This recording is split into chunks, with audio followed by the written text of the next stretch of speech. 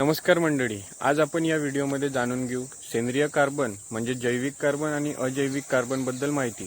अजैविक कार्बन आपल्या शेतात कशा प्रकारे हानिकारक ठरू शकतात याची संपूर्ण माहिती या व्हिडिओमध्ये जाणून घेऊ। तर शेतकरी मित्रांनो, जैविक कार्बन हे आपल्याला जे जमिनीत झाडं कुजतात किंवा सूक्ष्मजीव यांच्या अंदर पण सेंद्रिय कार्बन जैविक कार्बन असतात आणि त्यासोबतच आपल्या ढोरांच्या वेस्ट अवशेष मध्ये पण आणि त्यांच्या शेणखतात पण आपल्याला सेंद्रिय कार्बन बघायला मिळतात। सेंद्रिय कार्बनमुळे आपले झाड, आपली माती सुपीक होते आणि आपले पीक मोठ्या प्रमाणात अन्नद्रव्ये, NPK ग्रेड आणि मायक्रोन्यूट्रिएंट, झिंक, बोरॉन, मॅग्नेशियम यांसारखे मायक्रोन्यूट्रिएंट झाडाला मिळत असतात चांगल्या पद्धतीने, व्यवस्थितरित्या।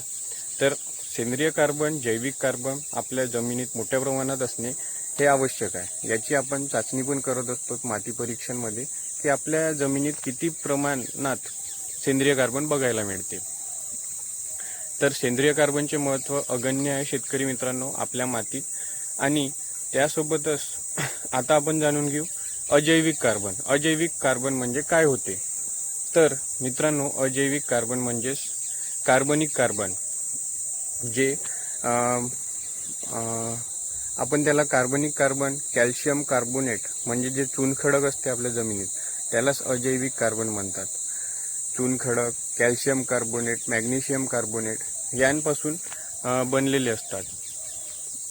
तर आता शेतकरी मित्रांनो, याची आपल्याला विल्हेवाट लावण्याची गरज असते, कारण हे आपल्या जमिनीत चांगले नसतात। पिकांमध्ये अन्नद्रव्याची कमतरता हे जर जमिनीत जास्त असेल तर बघायलाच मिळते।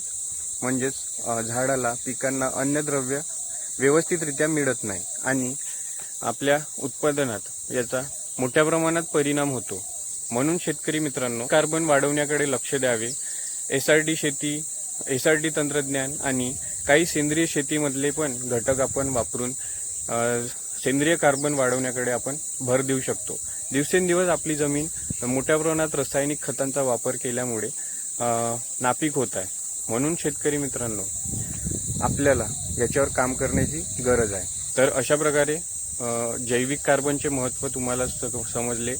जैविक कार्बनमुळे पीक मोठ्या प्रमाणात NPK grade, micronutrient, zinc, boron, zinc, boron यांसारखे मायक्रोन्यूट्रिएंट, मॅग्नेशियम यांसारखे मायक्रोन्यूट्रिएंट मोठ्या प्रमाणात पीक अपटेक करत असते आणि त्याला मोठ्या प्रमाणात शेंगा, फुलं, जे काही आपले पीक आहे, बोंड हे लागण्यात मदत होते।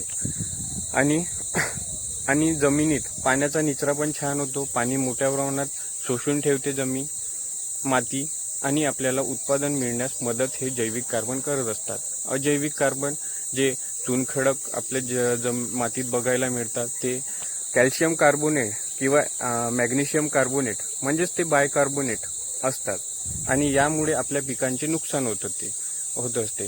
तर शेतकरी मित्रांनो, यांना कशा प्रकारे कमी करायचे हे पण आपण या व्हिडिओमध्ये जाणून घेऊ।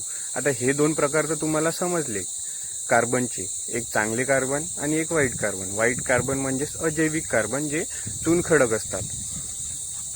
तर आता याची विल्हेवाट लावण्यासाठी आपल्याला फॉस्फरस सोल्युबलायझिंग बॅक्टेरिया वापरणे गरजेचे आहे। फॉस्फरस सोल्युबलायझिंग बॅक्टेरियामुळे हे कॅल्शियम कार्बोनेटचे विघटन होतात आणि ते जमिनीत मुरतात। त्यांचे विघटन झाल्यावर ते उपयुक्त ठरतात आपल्याला। तर फॉस्फरस सोल्युबलायझिंग बॅक्टेरिया एका चांगल्या कंपनीचे, चांगल्या क्वालिटीचे वापरायचे शेतकरी मित्रांनो, ज्यामुळे आपल्याला चांगले फायदे बघायला मिळणार। तर फॉस्फरस सोल्युबलायझिंग बॅक्टेरिया आपण जर जमिनीत टाकले, जमीन जेव्हा ओली असते, वापसा कंडिशनमध्ये आपण टाकले, कारण ते जीवाणू असतात। फॉस्फरस सोल्युबलायझिंग बॅक्टेरिया हे एक प्रकारचे जीवाणू आहे। तर त्यामुळे पण सुद्धा याचे विघटन होते आणि आपल्याला याचा लाभ बघायला मिळतो। तर मित्रांनो, अशा प्रकारे आपण आपली जमीन सुपीक करण्यामागे लक्ष द्यावे आणि रासायनिक खताचा पण तुटवडा यावर्षी आपल्याला जाणवू शकतो। किमती खूप वरती जाण्याची शक्यता आहे, म्हणून आपल्याला, आणि अशी समस्या समोर सुद्धा येऊ शकतात, म्हणून आपल्याला आपल्या मातीवर काम करण्याची गरज आहे। तर हेच सांगायचे होते शेतकरी मित्रांनो।